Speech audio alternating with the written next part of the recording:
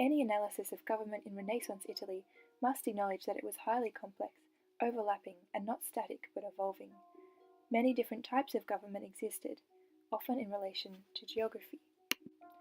The south was a unified kingdom, and some areas were under the control of the papacy or the Holy Roman Empire. There were also independent communes, republics, lordships, controlled by regional powers, and ruled by family factions and nobles. However, among this diversity, a trend can be discerned, namely the emergence of popular government through communes in urban centres, coupled with other social, economic, and demographic changes. As Guido Ruggiero emphasised, a new urban society and culture emerged where the people increasingly controlled centres of government. This new perception of government was epitomised through Ambrogio Lorenzetti's 14th century frescoes in Siena's Palazzo Pubblico, which serve as allegories for good and bad government's effects on the city and countryside. Good government is shown to be through the shared power and authority of the commune, such as the cords of concord being passed through the hands of the magistrates to the commune, and such government is shown to produce peaceful, productive, and just societies. This is juxtaposed sharply with the allegory of bad government, which depicts tyranny as the supreme evil of society through showing the tyrants of antiquity and the vices that lead to individual power and destroy good citizenship. These frescoes show that ideas of what made good government through communes were very certain. So how was it that these values of the people's government ended in tyranny? How was it that what appeared in the frescoes as a perfect recipe for civic harmony through popular rule became the very opposite? To answer this question, we must first consider what it was that the Popolo achieved. The most notable change was the emergence of the communes in numbers from the 12th century, which became a key feature of Italian politics until the end of the 14th century.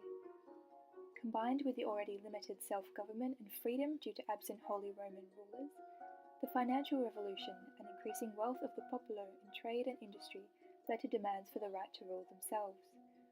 The emergence of communes also facilitated a shift from medieval conceptions of private power, where allegiance was owed to a lord who ruled and dispensed justice, to more public visions of power under communes, where the people and government slowly became recognised as public organisations that served the general good. Popular sovereignty also developed further, as laws had to be approved by citizens on communal councils that theoretically represented all people.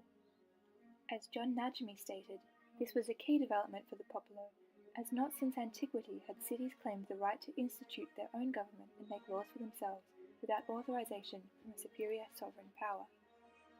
The popular nature of these communes was also shown through high public participation and the expansion of the number of government offices, such as Florence, where more than 1,350 individuals from different families held almost 5,700 positions. More people were allowed to participate because, despite some limitations, the election system of drawing lots meant that theoretically anyone could be chosen.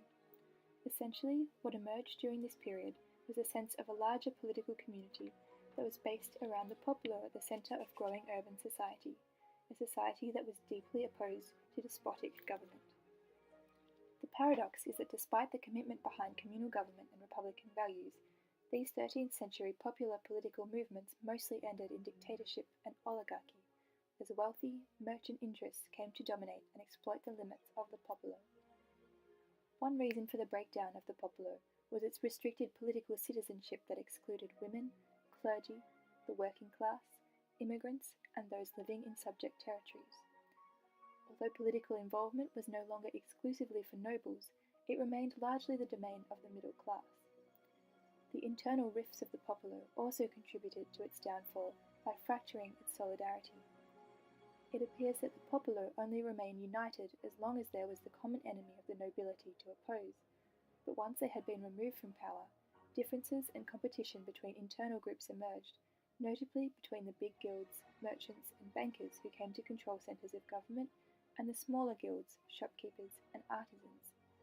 Martins attributes this in part to ideological failure.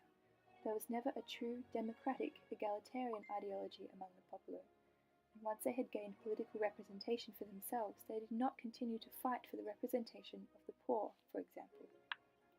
In addition to these structural deficiencies of the Popolo, the transferal of power to individuals or families led to despotism. This sometimes occurred during emergency situations such as war, when temporary power given to one group became permanent.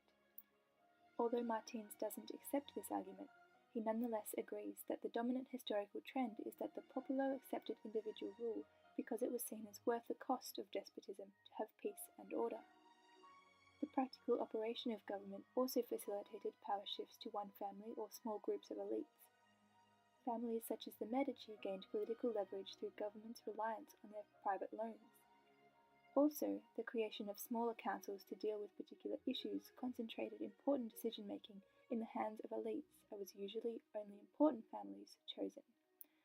To this end, both the structural deficiencies of an ultimately divided popolo and the structural operation of government that gave power first temporarily and then permanently to elites were key to the downfall of the Commune and the beginnings of despotism. So what can be said to sum up the development of Italian communal society and other types of government during the Renaissance? What we see overall is that while the values of good, republican government remained at the forefront of political discourses, the reality was a shift to individual or family power for a number of reasons, including the breakdown of the popolo's solidarity. As Alison Brown wrote, republicanism was more an ideal rather than a reality, though nonetheless powerful for that. This raises the question for historians of this political period: were the communes simply idyllic fantasies that were not feasible political systems, or could they have been sustained? What can ultimately be taken away from a study of Italian communal society and its gradual disappearance in some cases is the sheer complexity of governmental organisation and development in Renaissance Italy.